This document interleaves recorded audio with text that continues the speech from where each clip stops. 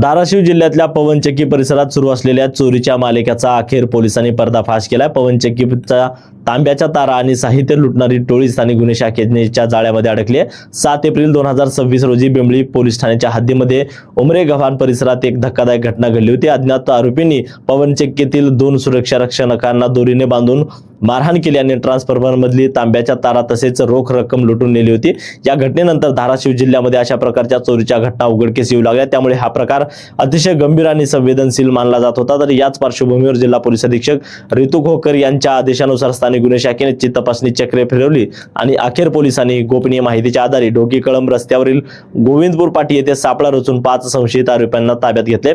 या आरोपींकडून 2 Mahindra Scorpio, 1 Bolero, तांब्याच्या तारा आणि रोख रक्कम असा तब्बल 42 लाख रुपयांचा मुद्देमाल जप्त केला आहे। चौकशीत आरोपींनी मेंढा, उमरे गव्हाण, चिकुद्रा, गोंदरा, कनेरवाडी आणि वाशी परिसरात चोरी केल्याची कबुली दिली आहे। तसेच सुरक्षा रक्षकांना घाबरविण्यासाठी मारहाण केल्याचे स्पष्ट केले। या कारवाईत पोलिसांनी तब्बल 8 गुन्ह्यांचा उलगडा केला, तर या टोळीतील इतर साथीदार अद्याप फरार असून त्यांचा शोध सुरू आहे।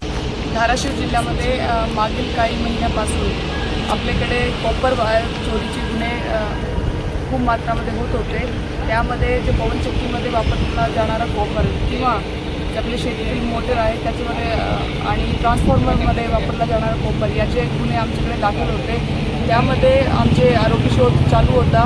त्यामध्ये आज आपण इथे आमची LCBची टीमनी 5 आरोपी, त्यासोबत 3 वाहन, 3 चारचाकी आणि 500 किलो कॉपर असा जप्त केलेला आहे। या आरोपीकडून आपल्याकडे 8 गुन्हे म्हणजे भूम, आपले वाशी, कळंब, नळदुर्ग आणि बेंबळी इथले 8 गुन्हे आम्ही निष्पन्न केलेले आहेत आणि बाकी आरोपी सध्या अटक करणे बाकी आहे।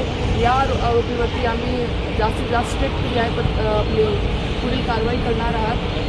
तर जिल्ह्यामध्ये जे कॉपर वायर चोरीचे आता गुन्हे आहेत किंवा आपल्याकडे खूप मात्रामध्ये पवनचक्कीचे प्रकल्प असल्याने सर्व जे नागरिक आहेत त्यांना असं सूचना आहे की असे कुठलेही आपण प्रकारामध्ये इन्व्हॉल्व होऊ नये। त्यावरती आमची स्ट्रिक्ट लक्ष आहे आणि आम्ही त्याला अटक करून त्याच्यावरती चांगली कडक कारवाई करणार आहोत।